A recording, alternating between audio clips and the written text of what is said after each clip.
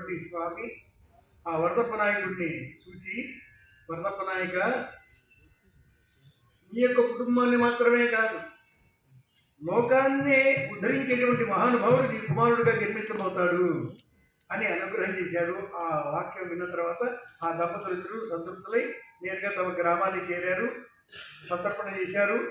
అన్ని గ్రహములు ఈ దిశలో ఉండగా, దేవదుందుకులు మ్రోగుతూ ఉండగా ఆ దంపతులకు చక్కని మగ శిశువు జన్మించాడు. జై శ్రీమద్ రమారమణ గోవింద. పిల్లవాడు కలిగాడు. 11వ రోజున బాలసారే నామకరణం. బాలసాల కాదు, బాలసారే, బాలలకు చేసే సారే కాబట్టి దాని పేరు బాలసారే. నామకరణం. మనం తెలుగు మాట్లాడతాం కానీ అది నిజంగా తెలుగు కాదు, తెగులది. కాబట్టి విశాఖపట్నం వచ్చిందా, విశాఖపట్నం వచ్చిందా, వస్తుందా విశాఖపట్నం?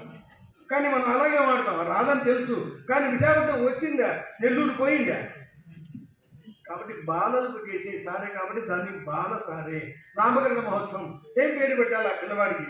ఏ స్వామి యొక్క అనుగ్రహ బలంతో జన్మించినటువంటి వాడో కాబట్టి ఆ స్వామి వారి పేరే శ్రీనివాస నాయక. వాళ్ళ ఇళ్లలో అందరికీ నాయక